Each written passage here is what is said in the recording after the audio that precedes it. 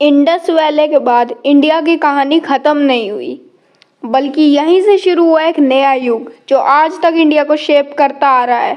ये है वैदिक पीरियड।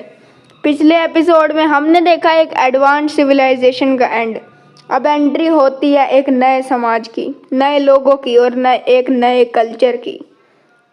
नॉर्थ वेस्ट इंडिया के मैदानों में आते हैं कुछ नए लोग, आर्यंस। आपने इनका नाम जरूर सुना होगा हिस्ट्री में। उनकी लैंग्वेज अलग थी, उनके रिचुअल्स अलग थे। धीरे धीरे वो यहीं सेटल हो गए। लेकिन सवाल आज भी है, क्या वो बाहर से आए थे या यहीं के थे? इसका क्लियर आंसर नहीं है, लेकिन उन्होंने एक नई कल्चर इंट्रोड्यूस की। इंडस के बड़े शहरों के बाद वैदिक लाइफ सिंपल थी। छोटे गांव, नेचर के साथ जिंदगी। उनका सबसे बड़ा धन था काउस, गाय ही वेल्थ थी, सर्वाइवल थी। उनका मेन काम था खेती और कैटल रियरिंग। और धीरे धीरे सोसाइटी ऑर्गेनाइज्ड होने लगी।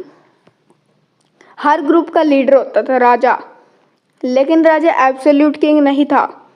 उसके डिसीजंस को इन्फ्लुएंस करती थी सभा और समिति। ये एक अर्ली डेमोक्रेसी जैसा सिस्टम था। वैदिक पीरियड का बेस था नेचर वर्शिप।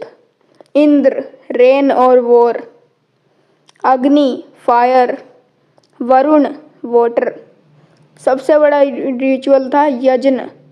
फायर के थ्रू देवताओं को ऑफरिंग्स दी जाती थी।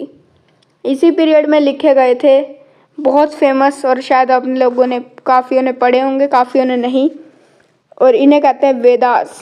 ये 4 टाइप के, मतलब 4 ही होते हैं, ऋग्वेद, सामवेद, यजुर्वेद और अथर्ववेद। अगर आप चाहते हो तो मैं इसका भी एक अलग से वीडियो बना दूंगा, आप बस कमेंट कर देना। टाइम के साथ सोसाइटी चेंज होने लगी, विलेजेस बड़े होने लगे, आयरन टूल्स का यूज स्टार्ट हुआ। सबसे बड़ा चेंज वर्ण सिस्टम। ब्राह्मण्स, क्षत्रियास, वैश्यास, शूद्रास। शुरू में फ्लेक्सिबल, बाद में स्ट्रिक्ट हो गया। वैदिक पीरियड ने इंडिया को दिया कल्चर, रिलीजन और एक स्ट्रॉन्ग फाउंडेशन। लेकिन हर फाउंडेशन के साथ कुछ चैलेंजेस भी आते हैं।